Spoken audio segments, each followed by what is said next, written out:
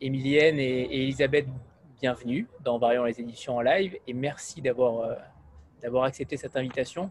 On va commencer, une fois n'est pas coutume, par l'auteur, Émilienne Malfatto, qui a écrit un merveilleux roman, je pèse mes mots, qui s'appelle, avec un titre incroyable également, Que sur toi se lamente le tigre.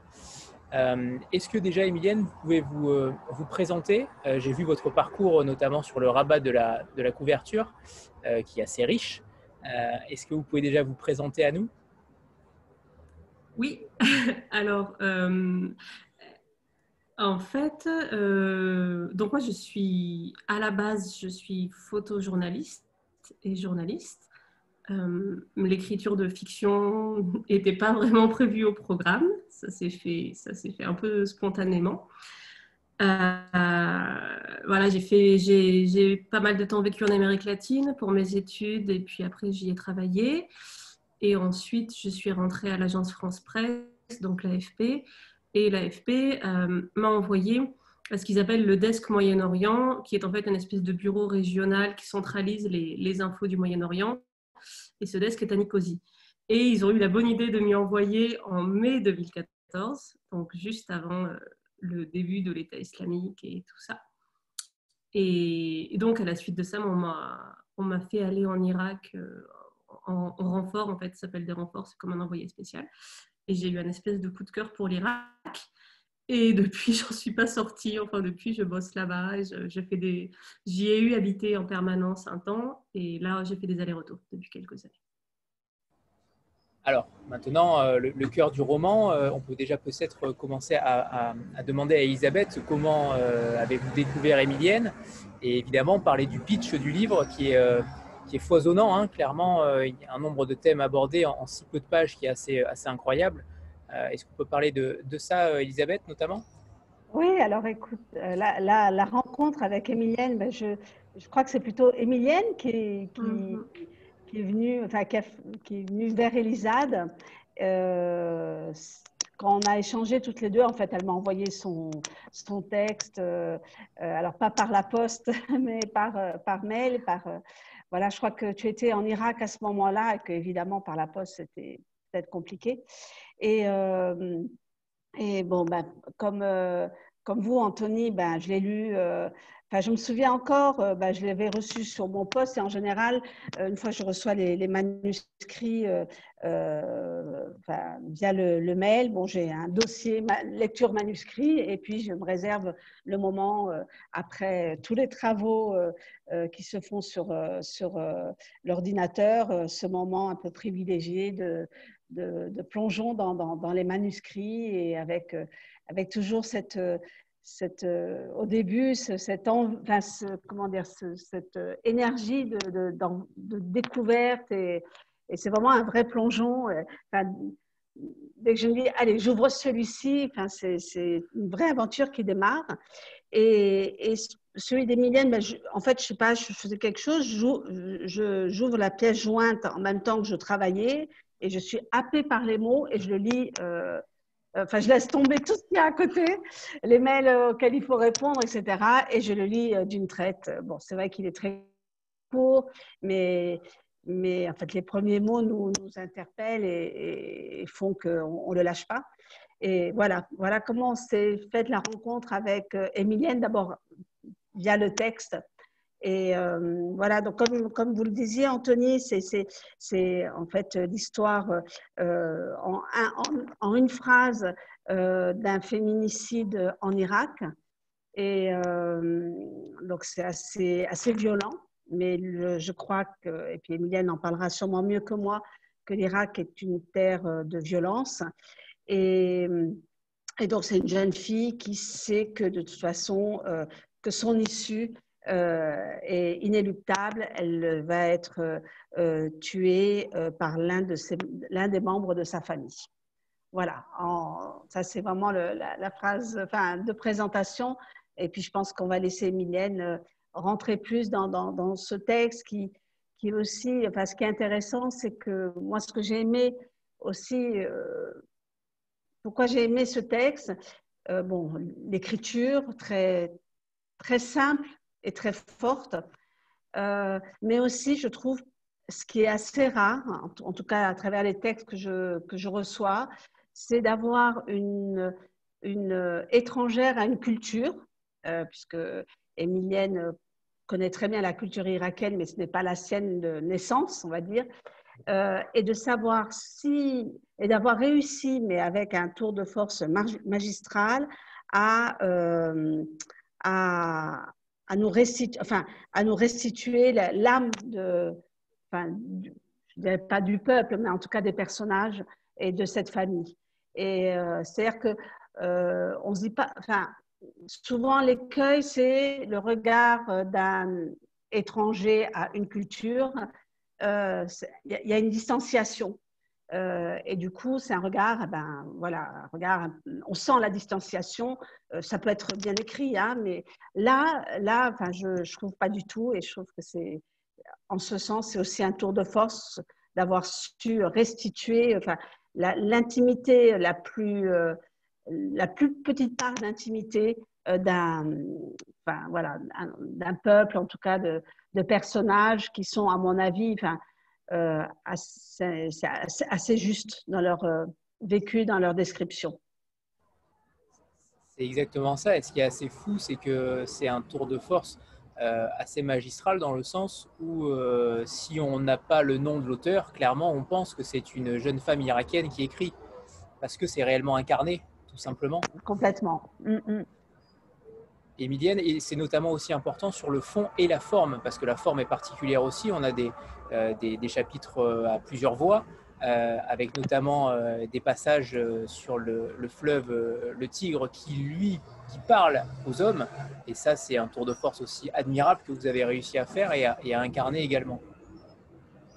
Oui, en fait, l'écriture de ce roman, elle est un peu particulière parce que ça s'est fait, donc, comme je l'ai dit, c'était pas du tout quelque chose qui était prévu et ça s'est fait extrêmement rapidement, c'est-à-dire que sans plaisanterie, sans esbrouf, ça s'est vraiment fait en quelques jours. La base, je pense, vraiment la genèse, la graine qui a mûri, ça a été en fait une conversation avec un ami. Et c'est un ami qui est très très proche parce que j'ai des amis irakiens qui vivent dans des zones très conservatrices, qui sont vraiment des amis proches, avec qui on parle de tout. Et on avait eu une discussion sur sa jeune sœur, qui a 18 ans, qui est très jolie, tout ça. Et je lui avais demandé, et cette sœur s'appelle Mariam, je lui avais demandé, mais qu'est-ce qui se passerait si Mariam se retrouvait enceinte hors mariage? Et cette amie, qui est vraiment proche, hein, il y a pas de tabou, il n'y a pas de choses comme ça, s'était tournée vers moi et m'avait dit très froidement, en fait, l'un de nous l'a tué. Et ça m'avait un peu glacée, ce qui je pense, est normal. Et voilà, les choses en étaient restées là. Et en fait, quelques mois plus tard,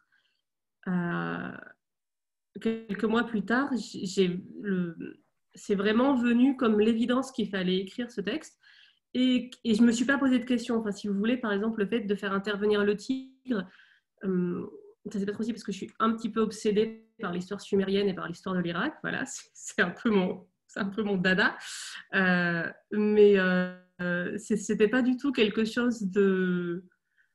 Voilà, quoi, il n'y avait pas de stratégie derrière. En fait, c'est vraiment venu comme ça. Et ça, l'écriture s'est réellement faite en quelques jours. Donc, je pense que c'est le fruit vraiment de ce temps passé en Irak. Et avec l'idée, oui, moi, ça fait presque 6 ans que je connais l'Irak. Et il y a il y a ce pays qui est tellement complexe, qui a une histoire tellement complexe, qui est, la Mésopotamie, ça fait quand même un peu rêver, même dans l'inconscient. Et à la fois, cette réalité irakienne qui est terrible, quoi, c'est quand même pas drôle du tout. Dans le roman, vous faites souvent état, et d'ailleurs, ce sont des citations souvent, de Gilgamesh. Alors, je suis allé voir évidemment qui c'était, mais j'aimerais que vous nous en parliez davantage. Et ce qui est fort, ce qui est fort dans ce roman aussi, c'est qu'il y a des mots que nous, occidentaux, en tout cas, ne connaissons pas. Et justement, ça nous permet aussi de faire des liens et d'aller les chercher. et de connaître encore davantage de choses alors que le texte est court. C'est là où c'est véritablement un exploit, à mon sens, de donner autant de choses et autant de matière à un texte qui est aussi court. Et sincèrement, j'aurais pu vous lire pendant 400 pages sans problème. Je milite pour un texte augmenté. D'accord. Et sinon, Gilgamesh. Alors, Gilgamesh, en fait, c'est un personnage, c'est le héros de ce qu'on appelle l'épopée de Gilgamesh. L'épopée de Gilgamesh étant un texte antique dont il y a des versions sumériennes et des versions babyloniennes, donc notamment en 2 langues différentes, puisque la langue de Sumer et la langue de Babylone ou des Akkadiens n'étaient pas du tout la même, donc il y a plusieurs versions. Quoi qu'il en soit, c'est un texte, on va dire, mésopotamien. Et c'est une épopée qui raconte donc l'histoire de Gilgamesh, Gilgamesh étant le roi d'Uruk. Uruk, c'est une cité sumérienne qui existe toujours, qui est dans le sud-centre de l'Irak à peu près. Et donc Gilgamesh, il lui arrive plein d'aventures. Enfin, en fait, au départ, c'est un roi, un prince, mais qui est, on va dire, assez peu vertueux, puisqu'il exerce notamment un droit de cuissage sur les jeunes filles de la ville. Et donc, en gros, hein, je résume assez largement. En gros, les dieux envoient un autre personnage qui s'appelle Enkidu. Et Enkidu va venir... au départ, il va affronter Gilgamesh et puis ils deviennent amis. Et donc, avec Enkidu, ils partent tuer un géant dans la forêt des cèdres. Enfin, voilà, ils partent à l'aventure. Et Enkidu meurt. Et là, en fait, ce qui se passe, c'est qu'après ce récit-là passe sur en fait, la peur de la mort. Tout bêtement, c'est impressionnant de voir que quelque chose d'écrit il y a 4000 ans, c'est toujours les mêmes préoccupations. En fait, Gilgamesh se dit, grosso modo, mince, mon ami est mort, moi je vais mourir. C'est un peu, voilà, vanité des vanités, le sens de la vie, la mort. Enfin, en gros, ça serait à peu près ça. Et c'est... Enfin voilà, il y a plein d'allusions, on y parle du déluge, on y parle de plein de choses. C'est un texte qui est vraiment très intéressant. Enfin, c'est écrit dans un style particulier, mais c'est très intéressant. Et ça raconte ça parle beaucoup de la mort, en fait, de la vie et de la mort, de cette peur de la mort, de ce rapport à la mort. Et concernant le titre, alors qui quand on lit le livre, paraît évident, même s'il est très bien tourné, mais il paraît évident. Mais en même temps, pourquoi ce choix Est-ce que vous l'avez travaillé ensemble avec Elisabeth? Oui, alors là, c'est chapeau. Enfin voilà, je rends à Elisabeth ce qui est à Elisabeth. Enfin, c'est moi qui ai trouvé qui ai trouvé ce titre-là, mais c'était pas le titre de départ. Et en fait, c'est Elisabeth et Vanessa, donc qui est aussi ma collaboratrice, qui travaille aussi chez Elisabeth, qui m'ont dit, mais pourquoi est-ce que tu réfléchirais pas éventuellement à un autre titre? Et à ce moment-là, je suis retombée sur ce passage de l'épopée de Gilgamesh où il est écrit que sur toi se lamente, etc., etc., etc. Et en fait, quand j'ai vu que sur toi se lamente le tigre, là, ça a fait tilt. Et là, ça a été une évidence. Mais c'est Elisabeth et Vanessa qui m'ont poussée à rechercher un autre titre. Et donc voilà. Merci à elle. Et concernant la couverture, qui est exceptionnelle aussi, dirons-nous, j'ai vu qu'elle était de vous, mais est-ce que c'est une photo que vous avez prise personnellement? Oui, parce que moi, je travaille comme photographe, en fait. Et ça, c'est la photo des filles et des belles filles d'un monsieur que je connais qui est batelier dans le sud de l'Irak, qui s'appelle Abu Haïdar.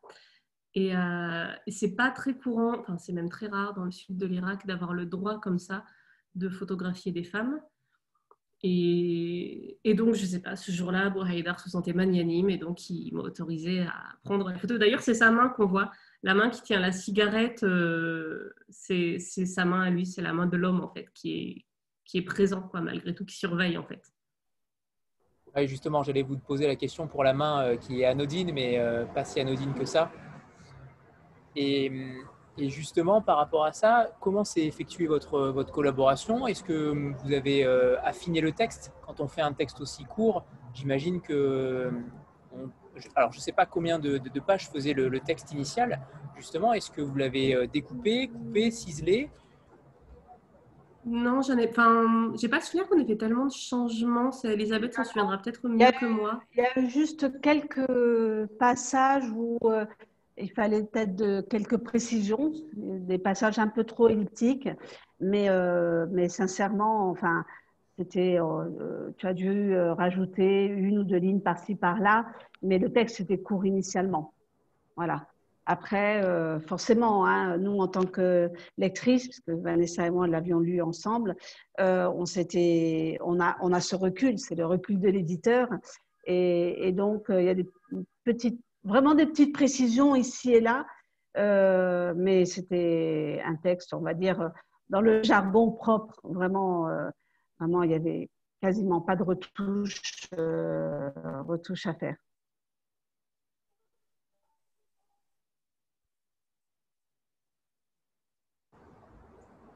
Vous m'entendez? C'est bon? Ouais. Vous m'entendez? Ouais, Oui, oui.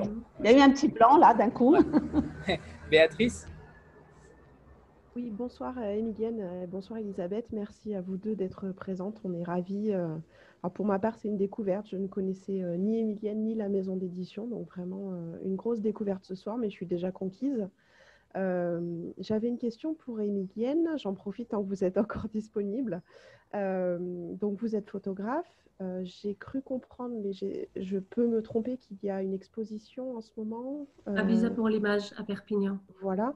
Du coup, est-ce que vous allez venir en France ou est-ce que vous êtes en France prochainement? Est-ce que vous allez en profiter pour faire aussi le tour des librairies puisque vous êtes et photographe et romancière maintenant? Quelle est votre actualité en fait?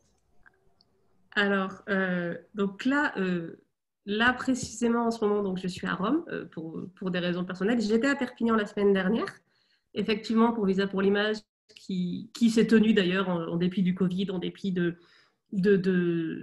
voilà, en dépit de l'arrivée du Front National à la mairie. Enfin bon, c'était pas trop sûr que tout ça marche, mais c'est arrivé, c'était très chouette. Et je retourne à Perpignan la semaine prochaine parce que Visa pour l'image fait ce qu'ils appellent une semaine scolaire, en fait, où on fait visiter les expos à des lycéens et des collégiens.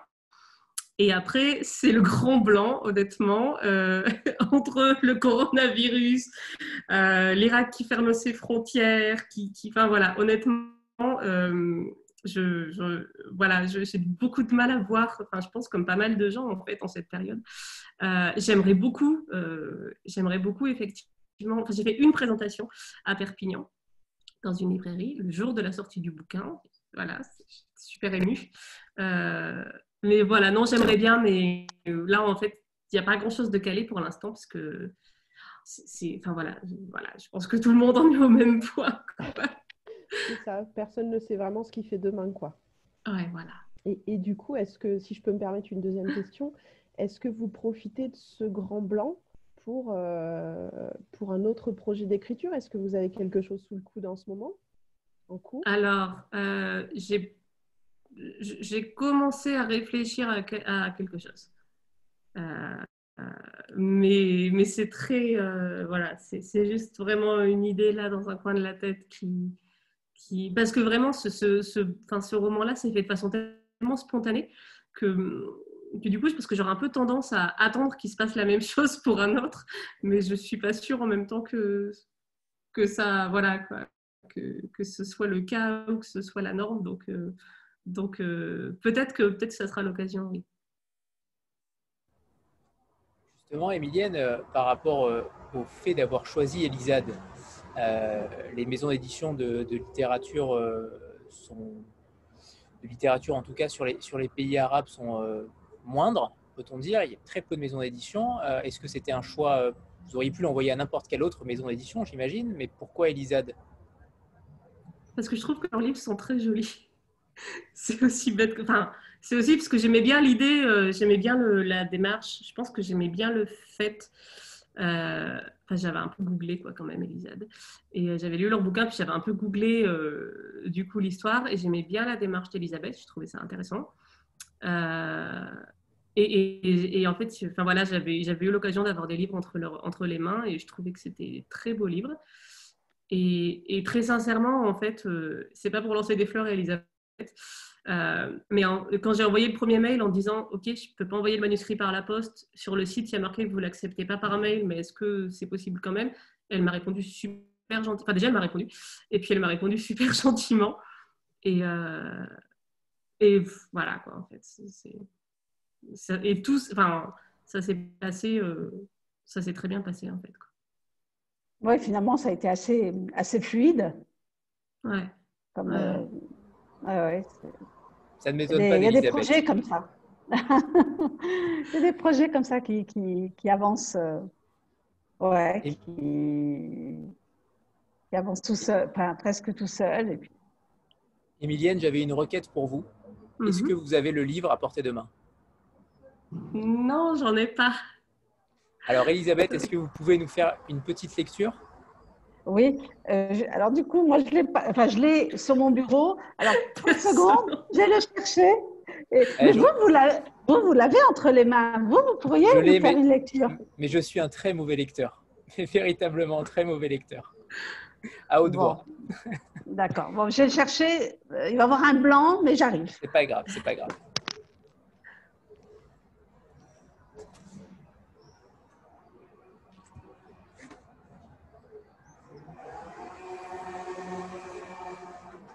On peut rappeler d'ailleurs la date de sortie, Émilienne. Il est sorti quand précisément? Il est Le sorti 20 le août? 3. Le 3 Non, il septembre? est sorti la semaine dernière, quoi, le 3 septembre, je crois. C'était le jeudi, il me semble. Ouais. Il a une semaine, c'est pas très Et vieux. du coup, tu vas nous lire peut-être ton passage préféré, si tu en as un, peut-être, je sais pas.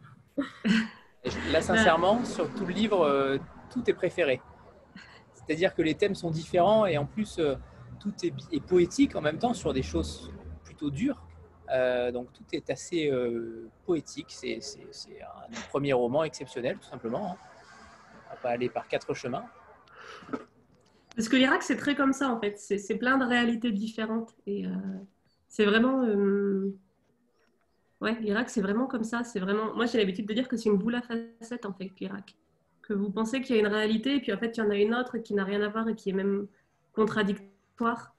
Et en fait, c'est comme ça, quoi que vous preniez, il y a plein de choses comme ça. Et c'est pour ça que c'est fascinant, d'ailleurs, comme pays. Elisabeth, c'est à vous. Oui, voilà, j'étais en train de... Prenez peut-être la l'Incipit, hein, tout simplement. Oui, non, sinon, il y a un passage que je trouve assez fort. Oui, j'ai envie de vous lire ce passage. Avec plaisir.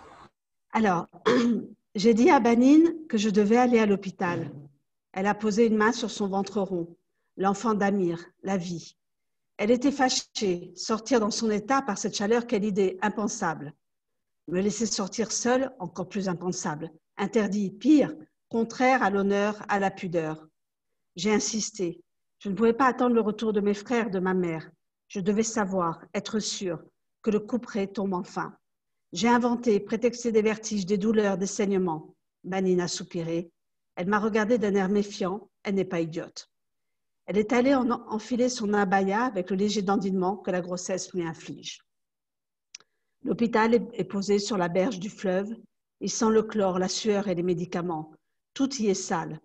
Une infirmière a fait attendre Banine dehors, au milieu des cloportes qui filent entre les bancs. Je me suis étendue sur un lit bleu. Le drap était sale, taché de sombre. J'ai pensé à du sang. Dans un coin, une vieille femme était allongée, sans un mot, sans un bruit, comme si elle était en train de mourir sans déranger personne. L'infirmière était âgée, des cheveux gris s'échappaient de son voile un peu lâche. Elle n'a presque rien dit, m'a auscultée. Elle m'a jeté un long regard triste et a fait venir un médecin. Le seul médecin femme de l'hôpital était absent, m'a-t-elle expliqué. Tu vas te laisser examiner par un homme. J'ai pensé à Banine, dehors, qui n'aurait jamais accepté. Le médecin venait de Bagdad, ça s'entendait à son accent. Il était très jeune, cuivré sous sa blouse bleu ciel. Il a palpé mon ventre, doucement. Il avait les mains légères. Les coups lui ont répondu. Il n'a pas eu besoin de me poser de questions. Il s'est redressé, a retiré ses lunettes, les a essuyées longtemps sur un coin de sa blouse. Il a eu l'air beaucoup plus vieux, infiniment las. Il a remis ses lunettes, m'a regardé. 5 mois, peut-être plus. L'infirmière ne bougeait pas. Ma fiche indiquait que je n'étais pas mariée. Alors, c'était comme une sentence de mort. En une phrase, le médecin avait placé ma tête sur le billot. J'ai écouté ma sentence comme à travers du coton.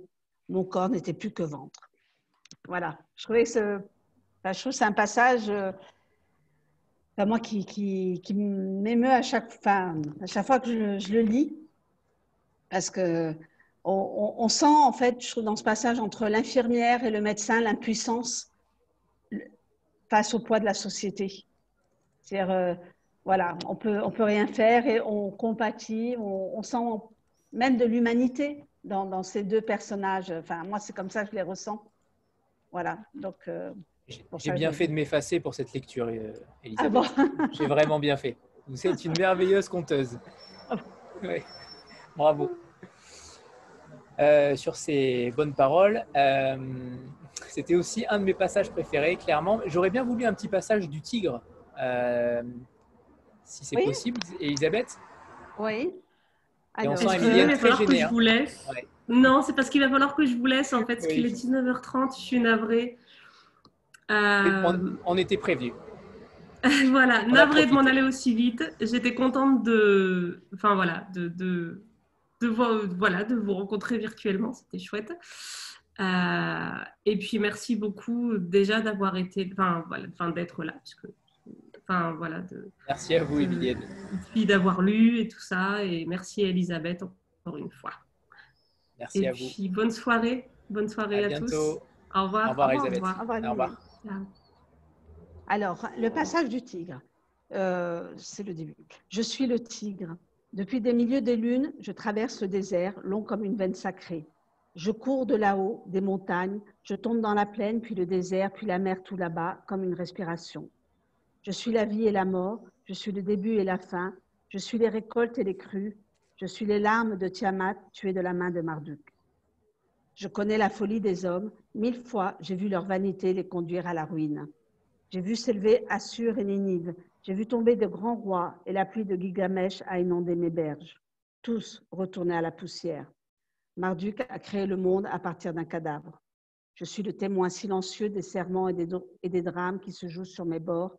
Cette histoire-là finira mal, elle aussi. La mort viendra à temps. Voilà. Présentation du tigre. Merci, Elisabeth. C'est magnifique.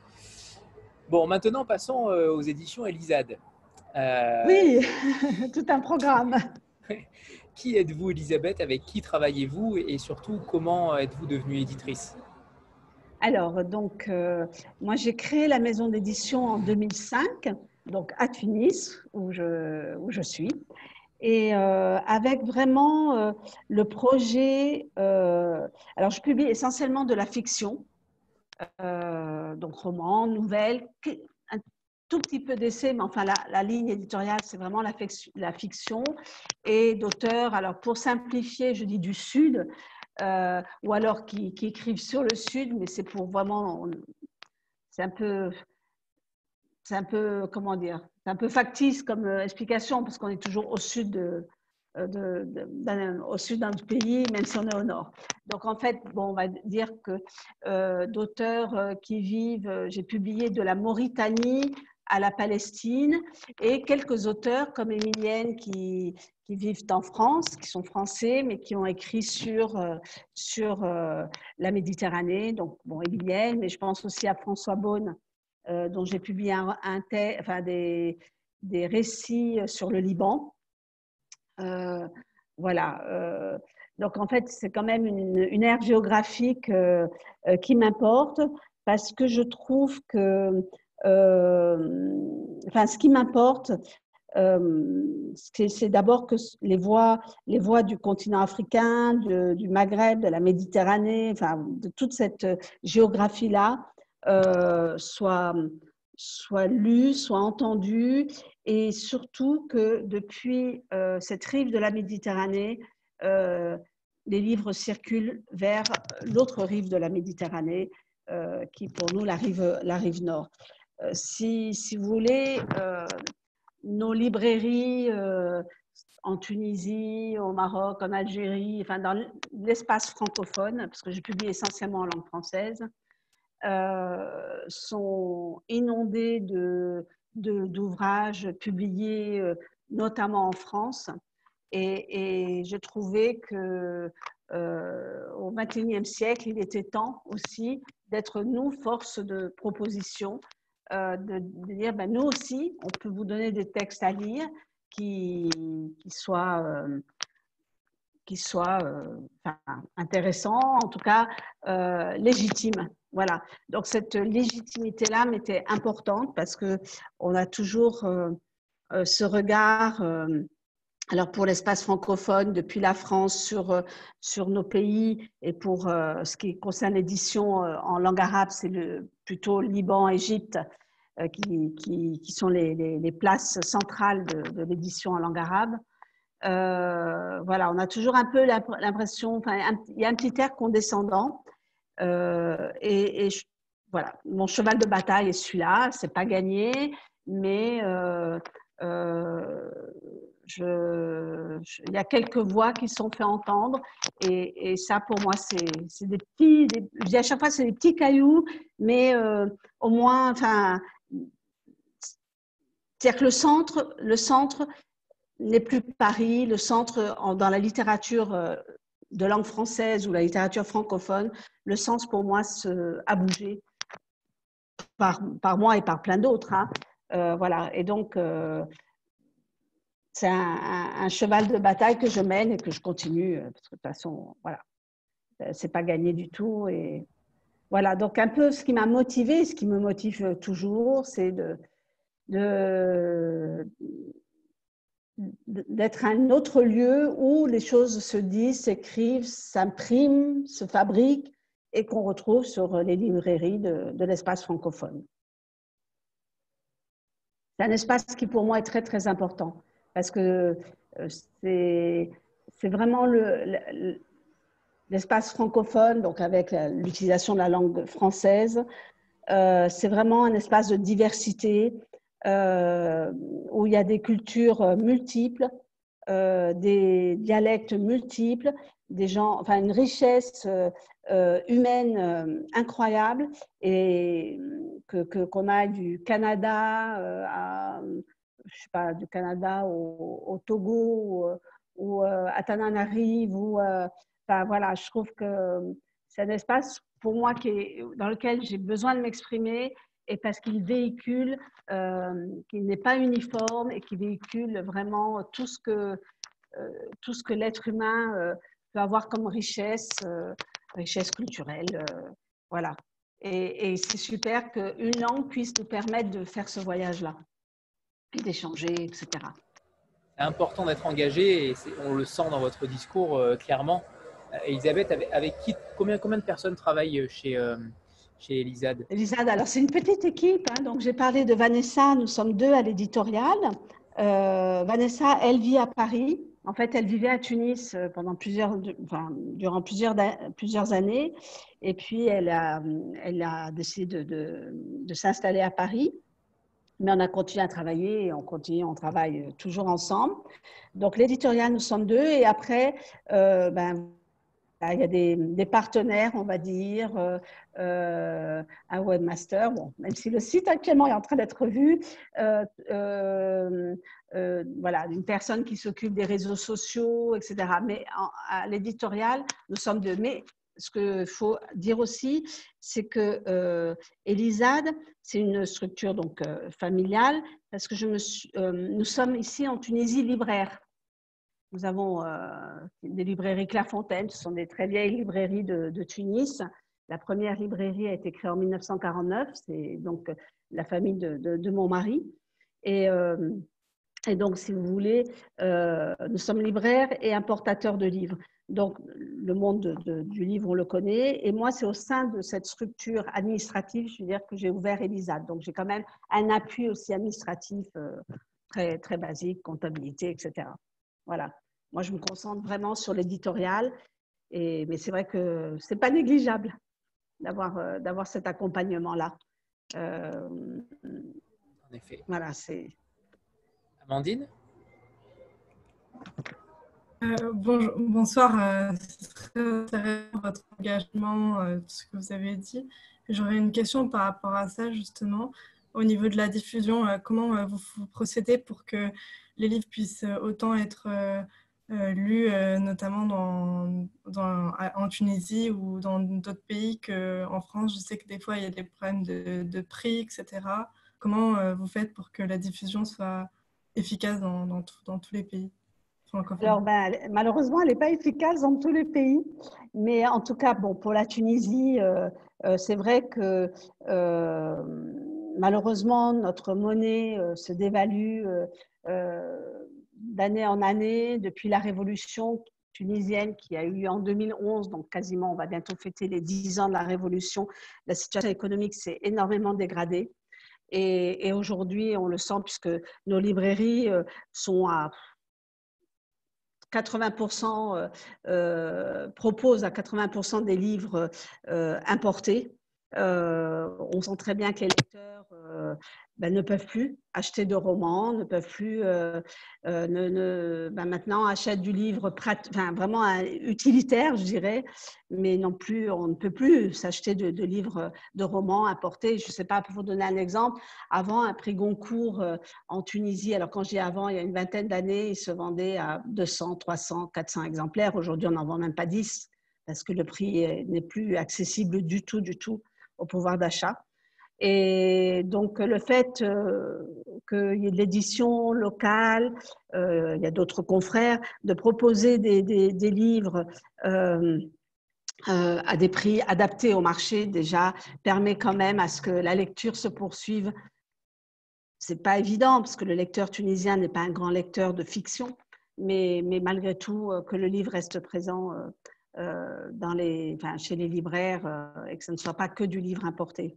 Donc, au niveau de la diffusion en Tunisie, c'est un petit pays, la Tunisie. Hein, à Tunis même, il y a à peu près de librairies vraiment qui ne soient pas que des magasins de fourniture. Il y a une trentaine de librairies à Tunis et dans les environs. Malheureusement, il y en a beaucoup moins à l'intérieur du pays. Mais bon, la diffusion du livre est facile, ce que je veux dire, elle est facile à faire. Mais bon, moi, ce qui m'intéressait, c'était aussi que le livre circule. Et là, ça devient beaucoup plus compliqué. Alors, en France, le système que vous devez connaître est très organisé.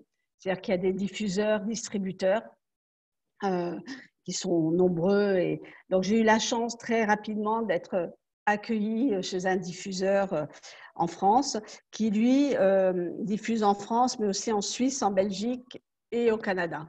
Donc, ce qui permet que les livres, déjà dans ce que j'appelle l'Europe francophone et l'Amérique francophone, que les livres soient présents. Et puis, après c'est plus compliqué. Paradoxalement, il est très, très difficile de faire circuler les livres au Maghreb, par exemple. C'est étonnant, hein, nous sommes frontaliers avec l'Algérie. Eh ben, nos livres respectifs ne circulent pas parce que des barrières douanières et bancaires sont mises en place. C'est des politiques du livre qui font que je pense que tout est fait. Vous savez, le livre dans nos pays fait peur. Les écrits font peur. Et je crois que tant que les politiques décideront que le livre ne circulera pas, il ne circule pas. Donc, c'est terrible. On se rencontre très, très souvent avec mes consoeurs et confrères éditeurs du Maroc et de l'Algérie. Et le constat depuis des décennies est celui-ci. Et ce n'est pas notre pouvoir, parce que nous, on ne demanderait pas mieux, c'est que c'est vraiment politique. Et puis, l'Afrique au sud du Sahara, l'Afrique subsaharienne, ce qui est compliqué sont les transports. Il n'y a pas de circuit de distribution. Donc, le transport est compliqué. Mais bon, on essaye dans les salons de se rencontrer. Mais un gros... Voilà, ça reste problématique. Hein, mais alors, ce qui se fait de plus en plus, c'est des ventes de droits. C'est-à-dire un éditeur sénégalais achètera les droits d'un ouvrage et pourra à son niveau le vendre dans son pays. Voilà, c'est ce qu'on appelle la cession de droits. Mais au niveau du continent africain, du nord au sud, c'est pas évident. Alors, les pays de ce qu'on appelle dans le jargon politique de la sous-région, c'est-à-dire Togo, Bénin, Côte d'Ivoire, etc., eux, ils ont des moyens de transport enfin, des camions en fait, qui circulent et qui permettent au livre de circuler, ce qui est bien. Mais au-delà du Sahara, enfin, entre nous et l'Afrique subsaharienne, c'est difficile. Voilà. Ryan?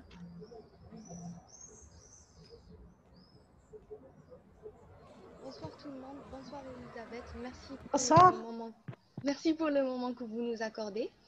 En fait, je voulais vous poser une question sur la distribution de vos livres en Afrique et surtout au Maghreb. Mais vous avez répondu un peu à ma question.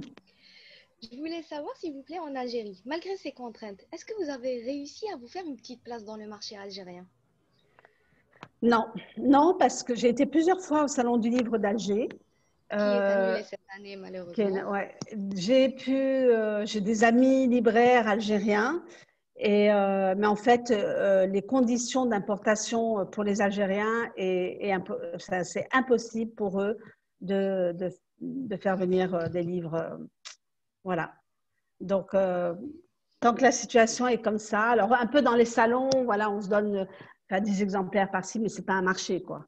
Alors que si on était vraiment les 3 pays, parce que nous sommes vraiment, au niveau de la langue, entre l'arabe et le français, on a quand même des similitudes.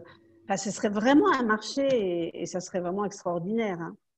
Mais comme je disais, voilà, les volontés politiques font que voilà, le livre ne peut pas circuler. Ce n'est pas grave. Merci pour votre réponse. Merci, Ryan. Je vous en prie. Elisabeth, par rapport au thème des livres que vous choisissez, la première question, est-ce que vous avez des choses dont vous vous refusez à éditer? Et la deuxième, comment sont accueillis vos livres? Ils parlent de sujets, c'est-à-dire que si on prend le livre d'Emilienne, s'il est diffusé en Irak, clairement, il ne sera pas diffusé en Irak. Non, de toute façon, il ne sera pas. Mais... Voilà. Mais est-ce que vous avez des retours sur ça? Comment s'effectue le chemin parcouru par vos livres? Oui. Honnêtement, je n'ai jamais eu de retour. Jamais eu de retour direct, voilà, en phase de Même critique. avant la Révolution? Alors, avant la Révolution, c'était plus compliqué puisqu'on avait, une commission de censure, c'est-à-dire qu'au ministère de la Culture, aucun livre ne pouvait être sur le marché sans avoir le tampon, le visa de mise sur le marché du livre. Donc là, c'était compliqué. Et je crois que parce qu'au départ, moi, j'avais plutôt envie de publier des beaux livres. Et je crois que si je suis allée vers la fiction, c'est que pour moi, au moment de la création de la maison d'édition, c'était une façon de contourner la censure. Parce que la fiction, justement, elle peut ne pas être frontale. On peut très bien, enfin, on peut utiliser des tas de métaphores pour critiquer un système, une personne, un dirigeant. Et donc, je pense que je me suis protégée de cette façon-là. Et puis, il faut avouer qu'à l'époque, les personnes de la commission de la censure n'étaient pas c'est pas des gens, enfin, qui cherchaient trop loin. Et donc, du coup, ils lisaient quelques pages. Et puis, voilà. Si dans le titre, il n'y avait pas le mot président ou religion ou je ne sais pas quoi, bon, ça passait. Mais donc, je pense que je me suis protégée. Et puis, finalement, je trouve que la fiction, pour moi, c'est vraiment c'est vraiment le domaine d'abord d'un imaginaire débridé, d'une grande liberté. Et justement, moi, ce que je dis souvent, c'est que la censure, dans la fiction, hein, en tout cas pour la Tunisie, elle a été rude pour les journalistes, elle a été rude pour les essayistes, mais honnêtement, pour les romanciers, elle ne l'a pas été. Mais en revanche, et ça n'a pas disparu, ce n'est pas un changement de gouvernement qui change la donne, la censure sociale demeure. Et elle est pernicieuse, elle fonctionne à l'insu même de ce qu'on est. Et cette censure-là, elle est toujours là. On ne change pas notre mode de pensée. Voilà. En Tunisie et je pense que dans beaucoup de pays encore de la Méditerranée et du continent africain, le poids de la société qu'on ressent dans le livre d'Emilienne, le poids de la société est beaucoup plus violent qu'une censure politique, en tout cas vis-à-vis d'écrits comme des romans, quoi. Voilà. Et c'est vrai que, Anthony, comme vous le disiez, c'est vrai que moi, dans les romans, il m'apporte aussi alors c'est un engagement, mais aussi, alors je ne sais pas si on peut dire dénoncer, mais de se laisser quand même, de dire les choses et de ne pas être Pas dans le entravé. jugement. Ouais, pas dans En le tout cas, c'est jugement. Oui, et voilà, enfin, la liberté, bon, ça c'est clair, et, et, et quand même de dire des choses quand même, de les faire entendre. Après, entendre qui a bien envie d'entendre, hein, ça c'est clair. c'est évident. Mais, Rita? Oui, alors, bonjour. Alors déjà, c'est un réel plaisir de vous rencontrer ce soir déjà, entre parenthèses, je suis totalement conquise par le livre d'Emilienne que je ne tarderai pas aussi à aller chercher rapidement. Voilà. Donc, sinon, ma question, elle concerne aussi, c'est aussi concernant votre ligne éditoriale, mais plus précisément, dans la présentation que vous m'avez gentiment fait parvenir ce matin, vous parlez d'une douce asphyxie pour décrire le contexte actuel.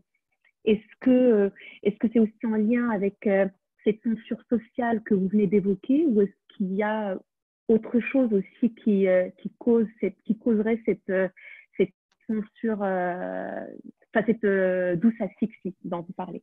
Oui, alors dans la présentation d'Elisa, en fait, la douce asphyxie, c'était à l'époque du président Ben Ali et Bourguiba, en tout cas avant la Révolution. C'est-à-dire que c'est vrai qu'on disait que la Tunisie, il y fait bon vivre, on le dit toujours.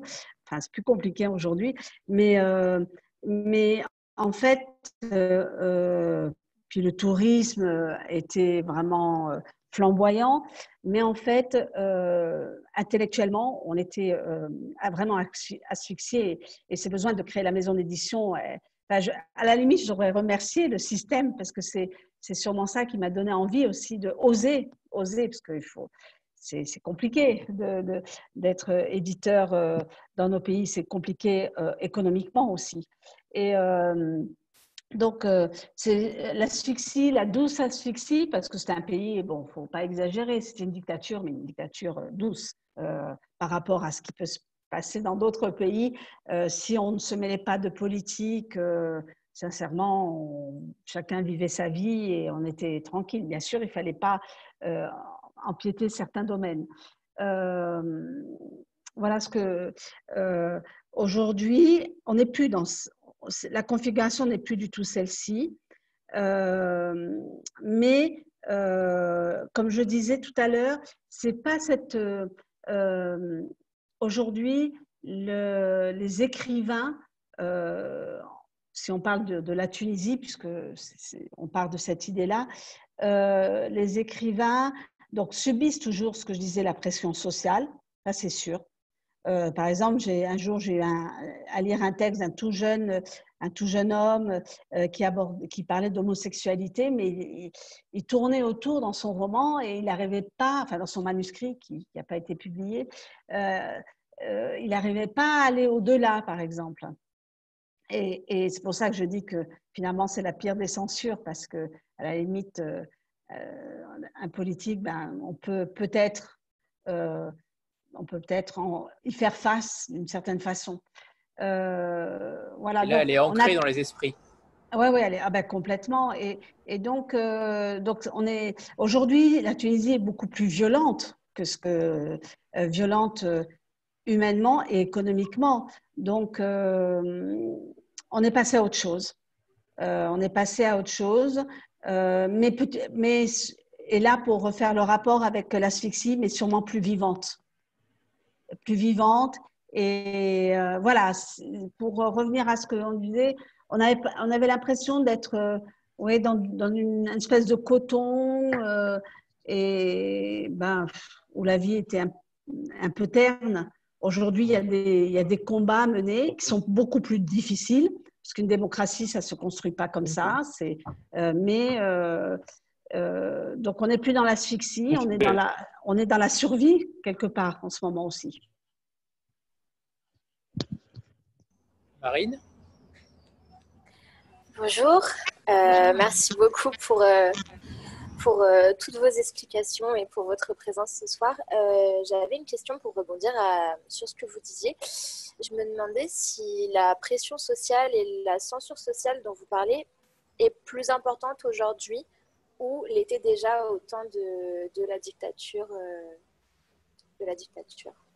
Non, je ne la sens pas plus importante aujourd'hui. La différence, en fait, le grand changement, c'est que je sens, alors ce n'est pas du tout encore affirmé, alors je ne sais pas, pour vous qui vivez en Europe, ça vous semble tellement évident, mais ce que je sens aujourd'hui, c'est que les gens commencent, c'est des balbutiements, hein, commencent à dire « je », c'est-à-dire à ne plus fonctionner le fait d'être descendu dans la rue il y a 10 ans, d'avoir osé affronter le père de la nation, hein, quand même, de s'être émancipé d'un État. Aujourd'hui, je sens les balbutiements chez les jeunes, plutôt, d'un jeu, de s'affirmer par soi et non par rapport au clan, non par rapport aux voisins, non par rapport à la tribu au sens très large du terme. Voilà, c'est ça. Et dans les jeunes générations qui avaient, c'est ça, moins de 20 ans en 2011 et aujourd'hui, voilà. Donc ça, je sens que ça commence c'est là, mais c'est pas ça va mettre du temps. Enfin, ça va être long de s'affirmer. Mais je pense que c'est le grand changement. Malgré tout, on n'en est pas encore à s'affranchir de tout ce qui peut cadenasser la pensée ou l'attitude ou ce qu'on peut être en société. Rita?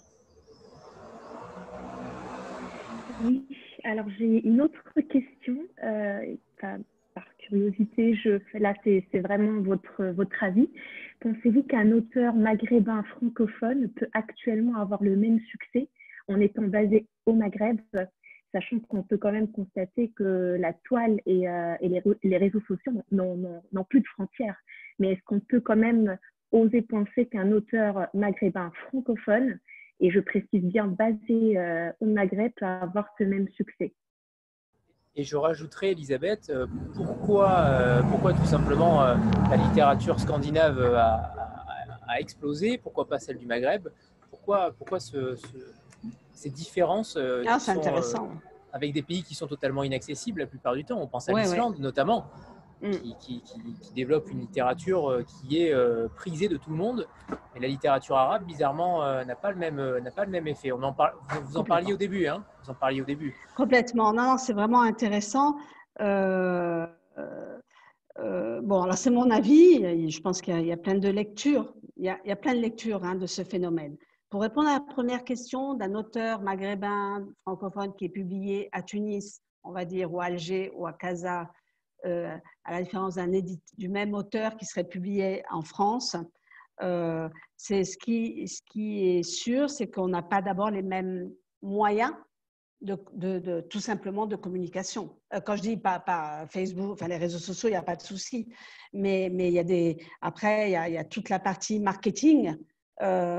Évidemment, alors je dirais pas que c'est dû au fait géographique parce qu'il est publié dans un des pays du Maghreb ou ailleurs.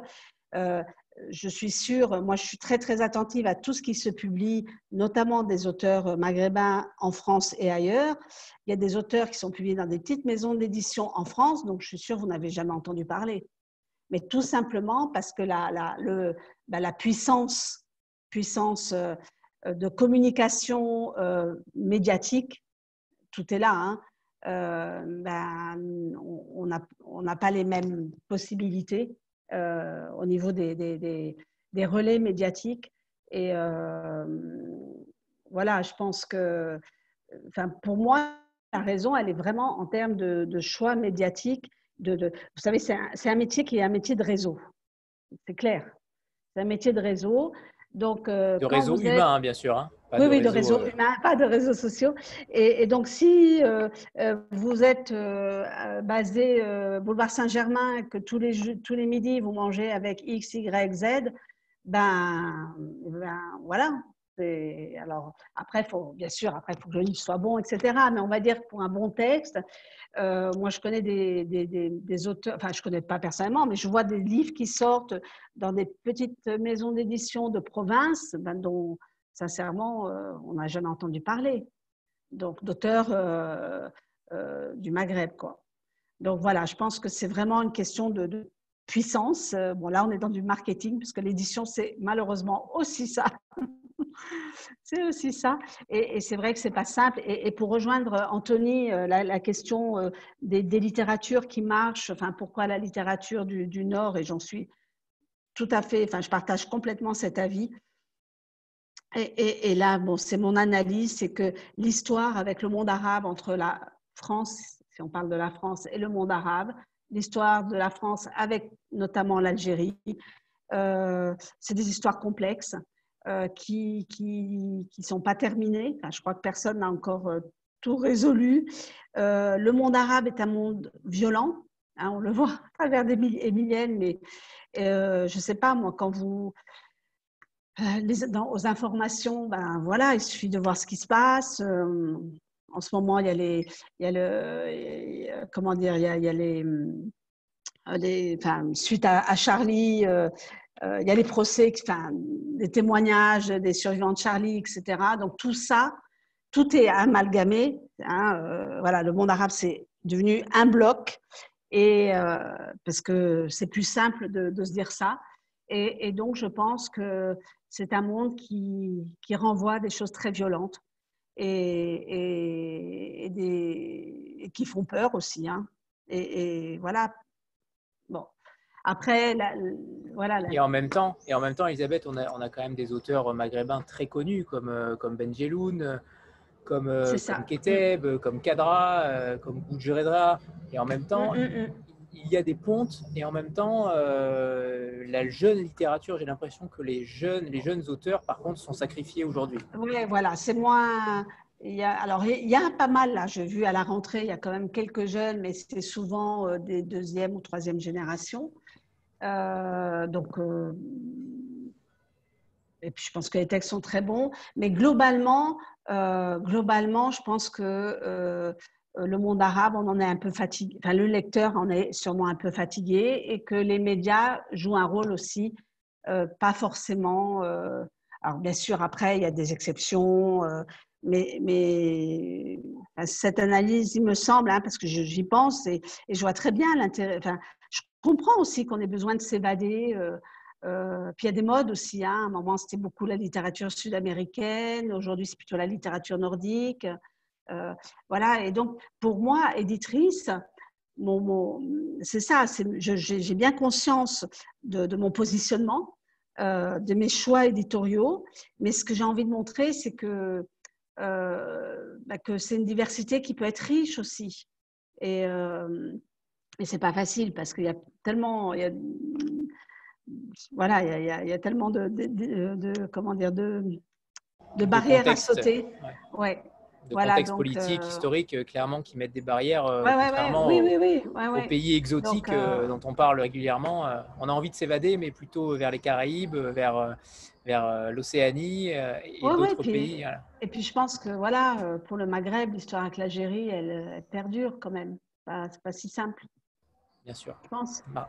Marine ? Oui, du coup, j'avais une autre question plutôt centrée sur votre lectorat en Tunisie. Et je me demandais si vous arriviez à toucher à peu près toute la société ou en termes d'âge, si c'était plutôt les jeunes qui vous lisaient ou au contraire les anciennes générations. Alors, pour la Tunisie, c'est assez intéressant Parce que pendant longtemps, ça a été plutôt une classe enfin, voilà, de gens qui avaient 50 et voire plus. Et parce qu'en fait, il faut dire aussi que la langue française, la pratique de la langue française alors, ne se perd pas, mais disons que il y a plus de lacunes en langue française. La langue anglaise arrive aussi en force. Donc, je pense que les nouvelles générations ont plus peut-être de mal à se concentrer sur un texte. Enfin, là aussi, globalement, parce qu'il y a des nuances. Et puis, au fur et à mesure des années, et c'est vraiment toujours avec bonheur, je vois notamment dans le cadre de la Foire du Livre de Tunis, où là, vraiment, il y a des gens de tout le pays, comme à Alger. Quand il y a le Salon du Livre d'Alger, c'est vraiment des gens de tout le pays qui viennent. Je vois, alors là, des tout jeunes vouloir découvrir les livres Élisade. Et donc, finalement, je me dis qu'il y a peut-être une relève qui se fait. Et puis, il faut dire que depuis la Révolution, ça c'est vraiment un acquis de la Révolution formidable, puisque vous savez, avant la Révolution, on n'avait pas le droit de créer d'associations. C'était interdit ou alors exceptionnellement, c'est tellement compliqué qu'on abandonnait très vite. Et en tout cas, voilà, de s'organiser en association. Après la Révolution, ça a été possible et plein de clubs de lecture se sont créés. Et ça, c'est assez génial parce que là, c'est vraiment des jeunes. Et donc, du coup, ça a apporté un dynamisme et une envie, enfin, voilà, une envie de partage et d'intérêt qui n'existait pas. Donc, en fait, je crois qu'il y a une génération un peu, comment dire, perdue. C'est on va dire, les 40-60 ans, quoi. Voilà, c'est une génération entre deux enfin, voilà, mon lectorat va se situer aux extrêmes de cette génération-là. Pour des raisons aussi, c'est une génération où il y a eu une restructuration du système d'éducation qui n'a pas marché, avec arabisation, mais pas complètement. C'est arabisation, mais les 2 dernières années du lycée, les matières étaient en français, alors qu'il n'y avait pas les bases, ils n'avaient pas les bases en français, puisqu'il y avait eu une arabisation massive du système scolaire. Enfin, voilà, c'est vraiment une génération qui a été perdue et, en termes en tout cas de langue et donc du coup d'accès à la lecture et au niveau du français ou de l'arabe, même de l'arabe. Amandine? Oui, donc je reviens par rapport à une question. Tout à l'heure, vous évoquiez les problèmes complexes, notamment avec l'Algérie. Vous avez publié plusieurs romans de Leila Sabar qui se passent en Algérie. Donc finalement, aucun sujet tabou pour vous. Vous êtes prête à publier sur tous les sujets, même si ça peut être complexe avec la relation entre la France et ce pays. Oui, non, bien sûr.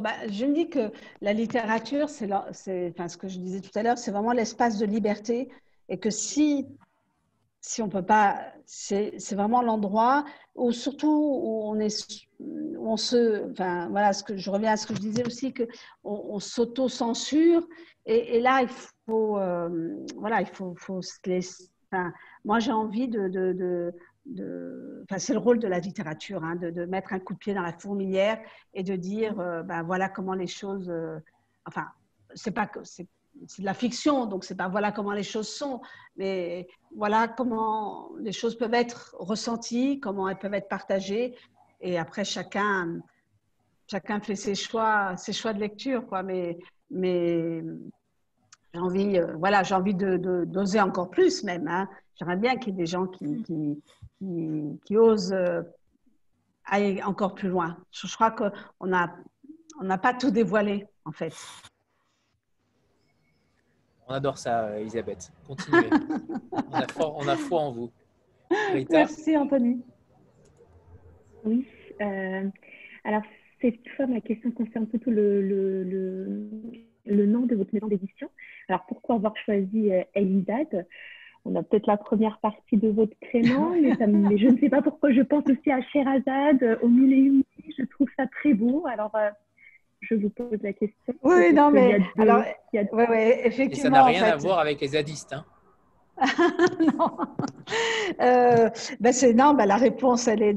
Voilà, déjà, vous l'avez trouvé. Effectivement, le Had, en fait, c'est mon nom de famille.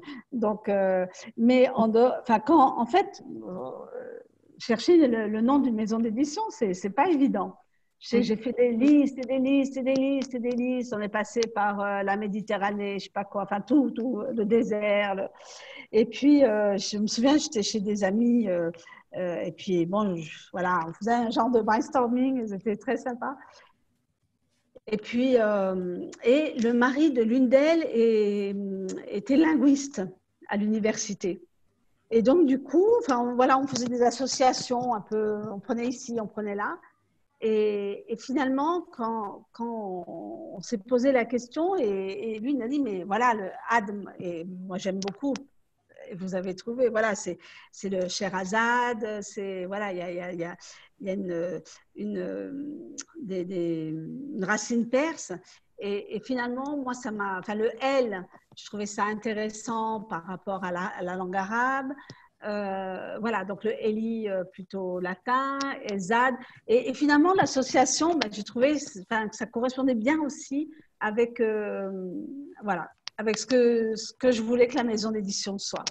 C'est très joli. C'est vraiment voilà. Donc, mais bon, après, voilà, bêtement, c'est mon prénom et mon nom. En tout cas, ça fait rêver. Voilà. Ça fait rêver, bon. Ça veut dire que c'est réussi.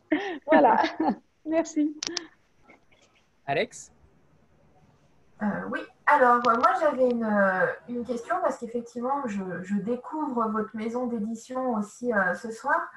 Est-ce qu'il y a un titre dont vous êtes particulièrement fier, un titre qui pour vous représente vraiment votre maison d'édition et que vous nous conseillerez pour la découvrir et pour découvrir voilà, tout ce que vous proposez. Donc peut-être ce que je dirais, évidemment, chaque livre, on le porte, voilà, j'utilise une métaphore de maman, on le porte comme, parce qu'on y croit, parce que, alors, tous les livres ne sont pas dans la même veine. Il y a des livres plus intellectuels, plus de réflexion, même si c'est de la fiction. Il y a des livres plus romancés, on va dire. Mais chacun, il y a une raison pour laquelle on les publie, et puis après le lecteur fait ses choix. Mais je dirais peut-être que pour découvrir Elizade, je choisis un peu celui qui a eu le plus de résonance ici et dans l'espace francophone, parce que c'est un livre qui a beaucoup voyagé et dont on a vendu pas mal de droits dans plusieurs pays. C'est d'un jeune romancier tunisien qui s'appelle Yamen Manaï et dont le roman est Lama ardent. Voilà. Et en poche, en fait, il a écrit 3 romans que j'ai publiés. Le premier en poche, en format poche, si vous avez envie de le découvrir, c'est La marche de l'incertitude. Le deuxième, c'est La sérénade d'Ibrahim Santos. Et le troisième, qui a été multiprimé en France, qui s'appelle Lama ardent. Donc, je me dis qu'en fait, c'est un peu sur le mode du conte. Tous ces 3 romans sont écrits sur le mode du conte. C'est plutôt léger, agréable à lire. Et je pense que on y entend bien la ligne Elizade dans ces livres-là. Voilà, je dirais, mais après, il y a plein de livres selon… Moi, je dis souvent dans les salons, quand on me pose la question, quand on ne connaît pas la maison d'édition, c'est aussi ce que vous aimez lire et quel type de texte vous aimez lire. Je pense à Une odeur de henné de Cécile Oumani, qui est aussi, à mon sens, c'est aussi intéressant pour rentrer dans la maison d'édition. Voilà, j'ai plutôt dans les poches une écrivaine palestinienne, Sahar Khalifa. Voilà, mais non, mais il y en aurait plein en fait. Quand je commence, je me dis, mais bon, j'ai dit Yémen, alors on va dire que c'est le premier que vous pourriez découvrir.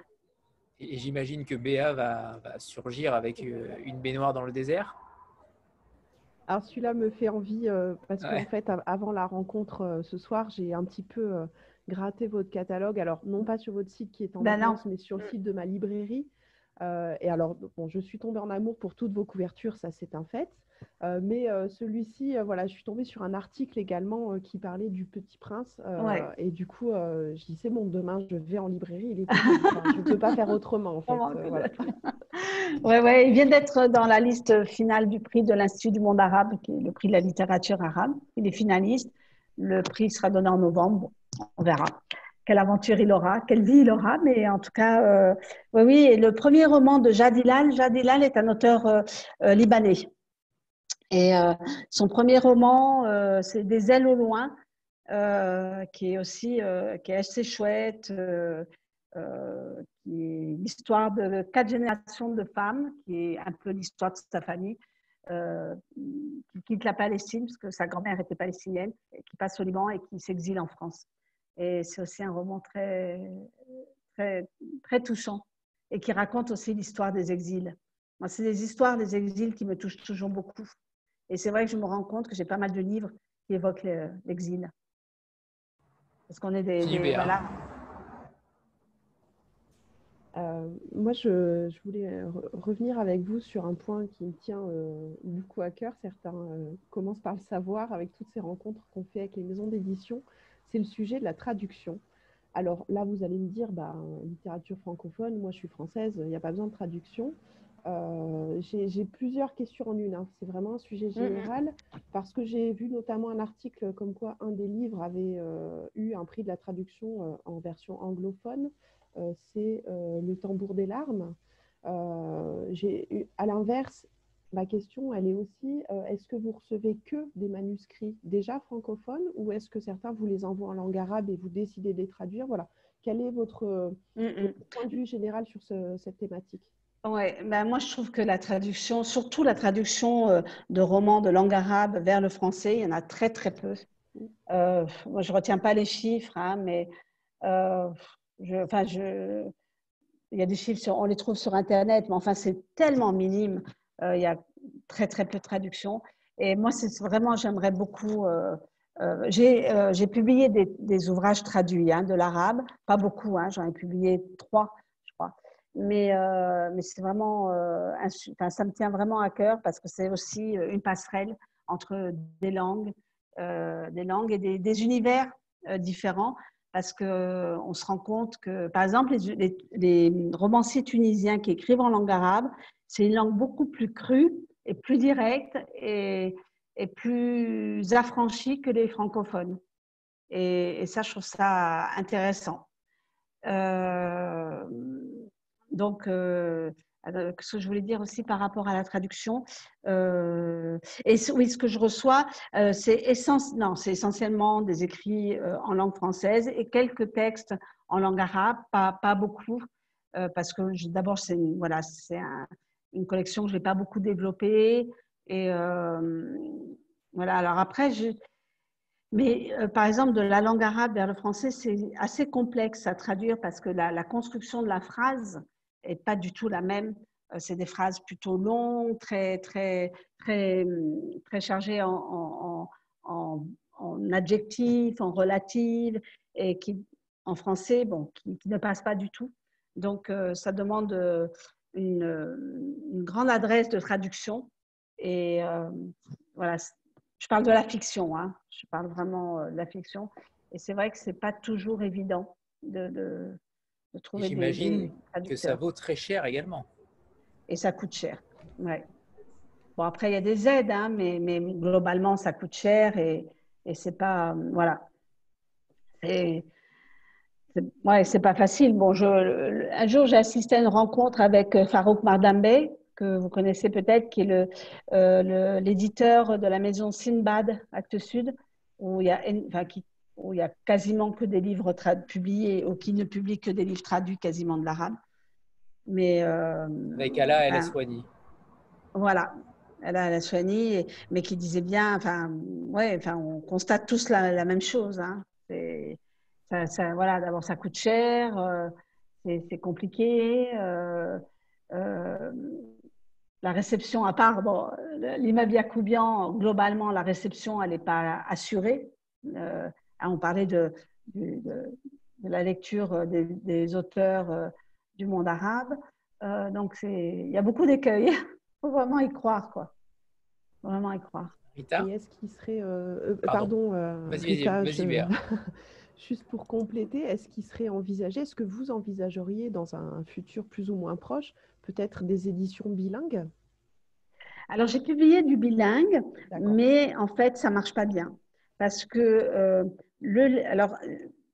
peut-être pour certains ouvrages jeunesse, peut-être je ne fais pas de jeunesse, hein, mais en fait, le lecteur, soit il lit en français, soit ça fait des livres plus chers, puisque plus de pages, et soit il lit en français, soit il lit en arabe, et du coup, il se dit pourquoi je vais payer plus cher, enfin, il suffit que je lise dans une langue. Et alors après, peut-être le bilingue marche bien en jeunesse, notamment en album, et puis peut-être sur certains textes un peu spécifiques, plus…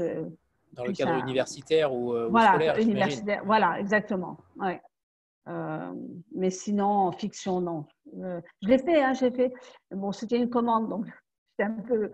Voilà, j'étais assurée du soutien. Mais pour Marseille 2013, quand Marseille était capitale de la culture, il m'avait commandé 7 pièces de théâtre, donc écrites en langue arabe et traduites en français. Et donc, c'est des publications bilingues. Mais c'est une super expérience. Mais bon, on sait bien que c'est… Voilà, c'est difficile. Bon, le théâtre, n'en parlons même pas, mais voilà. Rita? Oui, alors je pose encore une question, beaucoup de questions ce soir. Non, avec plaisir. Voilà. Mais je suis aussi pour une littérature sans frontières et j'ai beaucoup d'admiration pour des éditeurs comme vous, en fait, qui sont installés au Maghreb et surtout qui ne lâchent pas, parce qu'on sait que ce n'est pas évident, beaucoup d'obstacles et qui ne lâchent pas, peu importe le contexte politique, la censure, les obstacles liés à la censure, etc. Donc ma question, elle concerne aussi le choix géographique. Et donc, pourquoi avoir choisi de promouvoir la littérature française à partir de Tunis et non de publier des auteurs francophones, peut-être maghrébins, majoritairement maghrébins, à partir d'ici en France, par facilité peut-être. Est-ce que c'est un choix plutôt personnel ou est-ce que c'est un choix engagé ou autre? Alors, il y a plusieurs choses. Le choix de publier en langue française à partir du Maghreb, parce que c'est la langue que je maîtrise le mieux et que l'espace francophone, pour moi, est un vrai espace de liberté et de rencontre et de partage. C'est-à-dire que voilà, la richesse que je disais au début de notre rencontre, c'est que c'est un espace qui me nourrit. Alors, je parle de la littérature, mais ça peut être tout ce qui est culturel, quoi, la musique, le cinéma. J'aime découvrir des auteurs, je sais pas, gabonais, comme j'aime découvrir des auteurs canadiens voilà. Donc, moi, c'est un espace dans lequel, qui me tient à cœur et dans lequel j'ai besoin d'être. Parce que pour moi, l'espace francophone, la France en fait partie, mais ce n'est pas que la France. Enfin, voilà, bon, la langue française, elle a une histoire, d'où elle vient. Voilà, pourquoi on parle tous français dans cet espace, pourquoi tant de peuples parlent français. Mais pour moi, la France fait partie de l'espace, entre autres. Donc, elle me nourrit intellectuellement, mais pas que. Et voilà. Pour moi, ça, c'est important. Vous évoquiez aussi, il y avait une autre partie dans la question. C'était quoi? Rappelez-moi. Alors, en fait, c'était plutôt, je disais pourquoi avoir choisi de rester, en tout cas de vous installer ou rester plutôt à Tunis. Et pourquoi ne pas avoir choisi par facilité de venir en France, même si je sais effectivement que l'espace francophone ne se limite pas du tout à la France, mais peut-être par facilité, vous auriez peut-être pu avoir moins d'obstacles ici en France par rapport à Tunis, en fait. C'est plus dans ce sens-là. Et peut-être que si vous étiez spécialisé en littérature, on va dire, en auteur maghrébin, ça aurait été peut-être une niche qui aurait facilité peut-être l'édition ici en France. C'est plus dans ce sens-là où je posais ma question. Non, mais vous avez raison, mais ça ne m'intéresse pas en fait. Moi, ce qui m'intéresse, c'est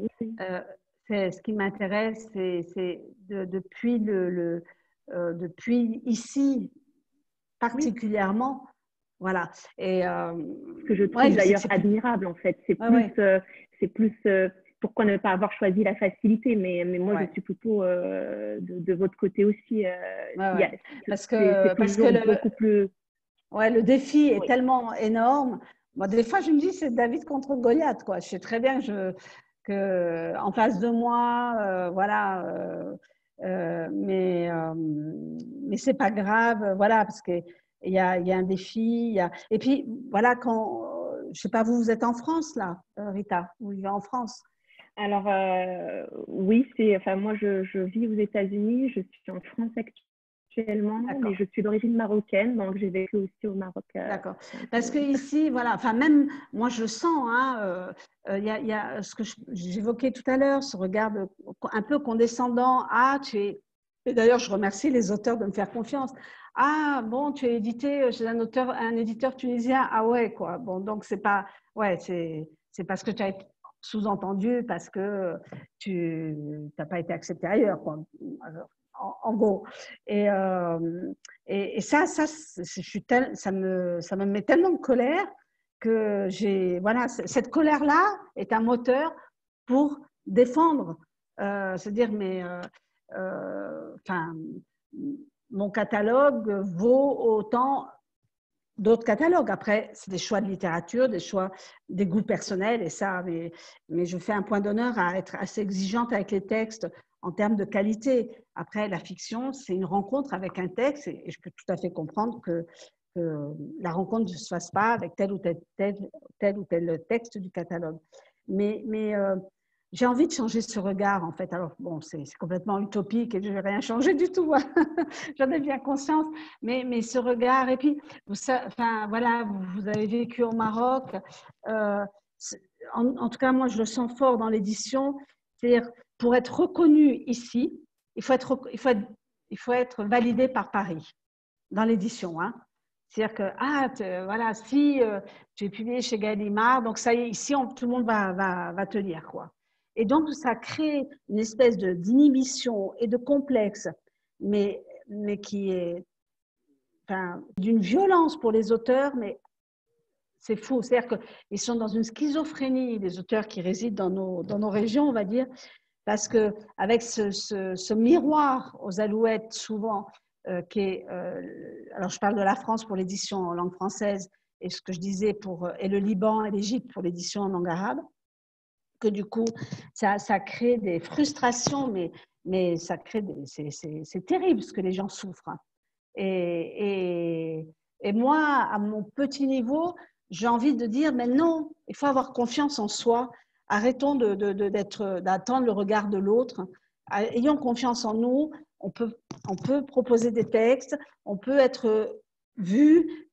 Et voilà, bon après, il y a de l'engagement et sûrement une part d'utopisme. Et puis voilà, et paradoxalement, dans le catalogue Elisade, ce qui est très, très drôle, c'est qu'il y a à peu près une trentaine d'auteurs, 2 seulement vivent en Tunisie. Ils vivent tous en France. C'est drôle. C'est surprenant ce que vous nous dites, Elisabeth, notamment sur le fait que les Tunisiens ne sont pas très patriotes, entre guillemets, puisqu'ils attendent d'avoir ce rêve français, entre guillemets, pour acheter des livres. C'est surprenant. Je m'attendais à un patriotisme plus fort.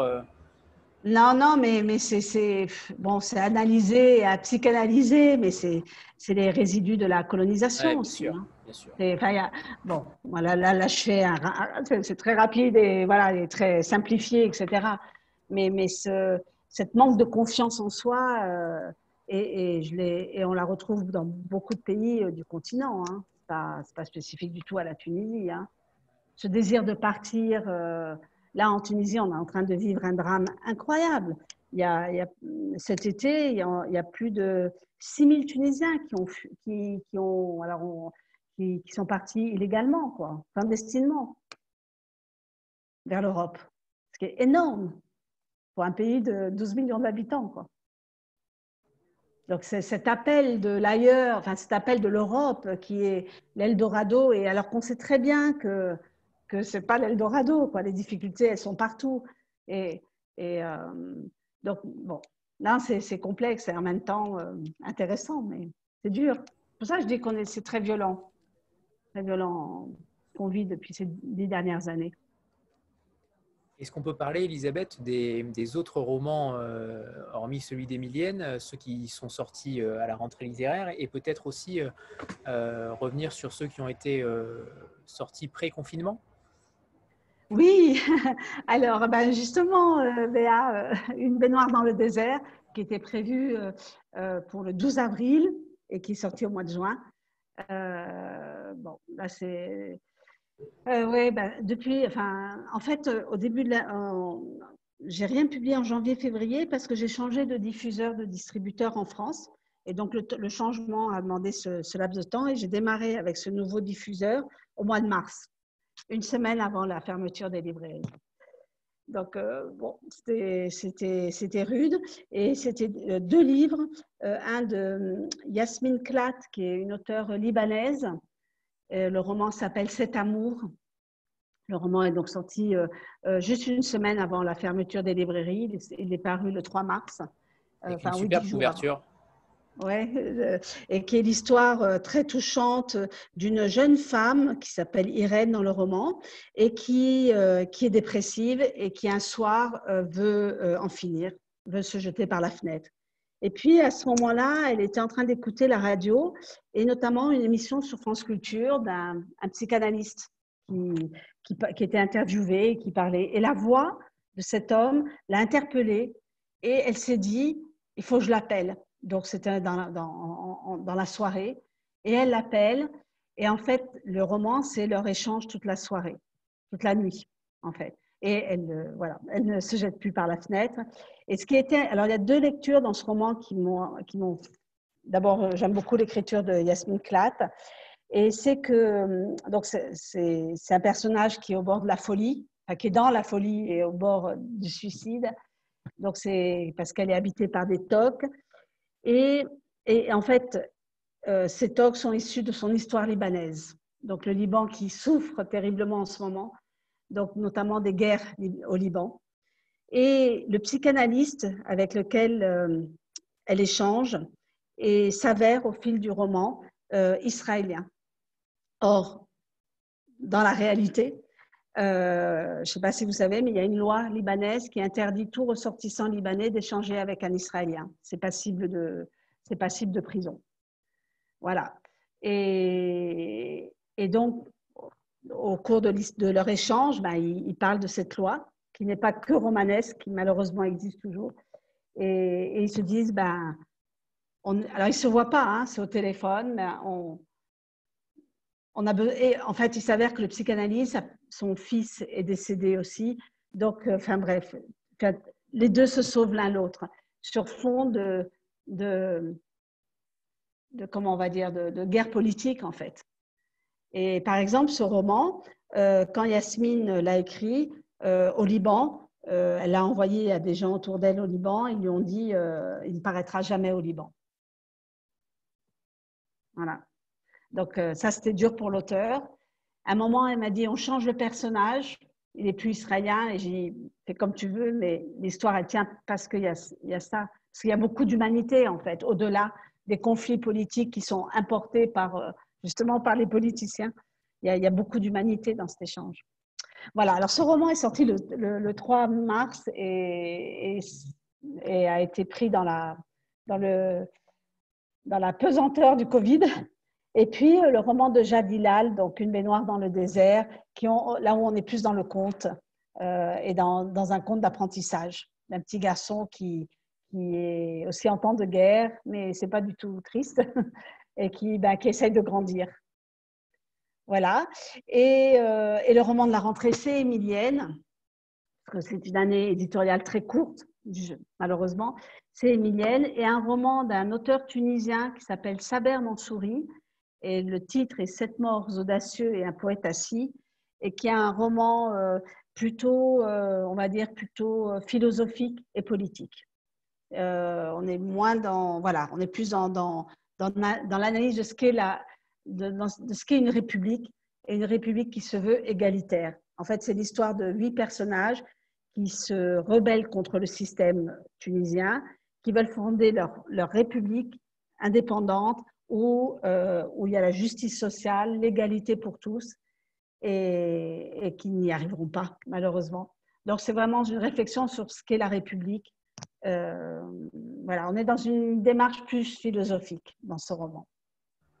Et concernant les titres, parce qu'encore une fois, ce titre, on sent la résonance, on sent la musique dans ce titre, le rythme, c'est fou. Et c'est encore vous qui l'avez déniché, ce titre? Cette mort aux audacieux et un poète. Non, c'est l'auteur. C'est l'auteur. Et bon, il n'y avait rien à dire là. Hein. Et là, en effet. Et justement, Elisabeth, concernant la maison en elle-même, comment se porte-t-elle? Est-ce que le confinement a évidemment impacté, dû être compliqué? Non, c'est clair, pour les raisons évoquées. Mais en termes généraux? Alors, c'est assez étrange parce que, vous savez, on travaille 6 mois à l'avance. Donc là, je suis déjà en train de travailler les livres de janvier, février, mars. Et donc, du coup, alors c'est assez étrange parce que ça nous transpose dans un futur où tout est encore, où on imagine tout possible. C'est-à-dire, si on travaille, si on s'investit dans des textes, c'est parce que on veut les préparer à être le mieux reçus par les lecteurs. Et en même temps, il y a la réalité de ce qui se vend en librairie aujourd'hui. Et donc, on est vraiment dans un balancier qui est assez perturbant parce du coup, on se voile un peu la réalité des chiffres. Voilà, une fois que le livre est sorti, c'est aussi des chiffres. Et ce qu'on est en train de préparer dans un avenir très proche et qui nous donne un enthousiasme sur tous les possibles. Voilà. Et donc, la maison d'édition jongle entre ça. On jongle et économiquement, c'est fragile, c'est dur, mais pour l'instant, on tient et on continue. Voilà. Donc, mais rien n'est gagné, hein. C'est tellement fragile que. Et puis ici, on n'a pas eu d'aide du tout du gouvernement. Enfin voilà, donc c'est vraiment perte sèche complète, quoi. Donc, heureusement qu'on est une petite équipe. C'est aussi l'avantage dans des circonstances pareilles. Et puis, on serre la ceinture et puis on attend que la vague passe en se disant qu'il faut que les livres marchent. Voilà. Alex, en tout cas, on fera tout pour vous soutenir. Hein, croyez-le moi. Merci. J'avais une question concernant la Révolution. Est-ce que c'est un sujet qui revient beaucoup dans les manuscrits qui se présentent à vous, ou est-ce que c'est encore un sujet, qui n'a pas été encore digéré, ou au contraire, c'est un peu le sens de ma question. Oui, c'est un sujet qui revient, souvent pas abouti, parce que finalement, pour nous, la Révolution, alors il y a une date dans l'histoire, il y a une date claire, le 14 janvier 2011, mais la Révolution, elle est en train de se faire, en fait. C'est-à-dire qu'autant, je dirais que dans la période de l'histoire, on est dans la Révolution aujourd'hui. Donc, ce que je veux dire, c'est qu'en fait, il n'y a pas assez de recul. Et les textes que je reçois qui évoquent ce moment précis, souvent, ne sont pas assez aboutis parce qu'on ne l'a pas digéré, parce qu'on est dedans, parce qu'on est pris dans la tourmente, parce qu'il y a 2 jours, on est à notre, je ne sais pas combien, énième gouvernement depuis 10 ans. Il vient d'être formé il y a 2 jours et ça change. Et voilà. Donc, donc souvent, alors, il y a des textes qui sont publiés. Hein. J'ai vu 7 morts audacieux et un poète assis part de la Révolution, mais est ouvert sur d'autres choses, mais c'est un point de départ, mais ce n'est pas sur la Révolution. J'ai vu qu'il y avait un roman en France d'une Tunisienne qui vient de paraître chez un confrère en France, et j'ai lu juste le résumé qui parle de la Révolution. Je ne l'ai pas lu. Mais globalement, moi je trouve, alors je n'ai pas lu ce texte qui est sur ce roman qui doit être très bien parce qu'il est édité, mais globalement je trouve que c'est pas encore, de toute façon c'est pas digéré, donc c'est impossible, c'est impossible d'en être détaché. Et il faut quand même une distanciation par rapport aux émotions. Les émotions sont fortes et elles continuent à être fortes. Alors on est fatigué, on est souvent triste, on est souvent épuisé par tous ces changements de gouvernement et rien n'aboutit, rien ne change et on recule, etc. Mais malgré tout, malgré tout, moi je pense que c'est le chemin inéluctable pour construire quelque chose de solide que je connaîtrai peut-être pas, hein, peut-être dans les prochaines générations, mais à l'échelle de l'histoire, c'est rien là. C'est zéro là. 10 ans, c'est rien. Même si des fois je me dis, oh, bah, j'aimerais mieux ne plus être là-dedans, hein. Dans cette tourmente-là. Avant de passer la parole à Rita, on a l'habitude, de faire une petite photo de groupe. Donc, oui. je la fais de suite. 3, 2, 1. C'est bon, super. Trop bien. En tout cas, bravo pour le groupe. C'est formidable. Bon, merci Elisabeth. Rita, dernière question. Et on parlera aussi peut-être du graphisme aussi. Oui. On n'en a pas parlé tout à l'heure. Alors, ma dernière question pour finir, mais avant, un grand merci Elisabeth pour votre présence, pour ce discours engagé, passionné et passionnant. C'est vraiment un réel plaisir d'échanger avec vous ce soir. On est tous totalement conquis, je pense. Voilà. Donc, pour ma question et pour finir, si on parle de l'avenir de la littérature francophone au Maghreb, est-ce que vous pouvez nous parler de votre vision des choses, de peut-être un sentiment ce que vous en pensez en tout cas de manière… Ma question est vraiment très, très ouverte. La littérature francophone au Maghreb, alors je sais pas si je peux parler à la place des confrères marocains et algériens, même si j'échange beaucoup avec eux. Je réfléchis en même temps, hein, je vous réponds. Est-ce qu'on est… Oui, je crois c'est assez similaire quand même. Bon, la littérature francophone, elle est moins présente. Elle est moins présente. Mais elle n'est pas absente. Voilà, alors tant qu'elle n'est pas absente, et puis plus on publiera dans des langues. Hein. Moi, voilà, vous avez compris pourquoi la francophonie, je la défends, pour sa diversité, etc. Mais ça ne veut pas dire que je suis contre les autres langues, quoi. Enfin, ça serait tellement absurde et à l'encontre de… C'est-à-dire que pour moi, toutes les langues doivent être présentes et si on pouvait publier plus dans plein de langues, ça serait formidable.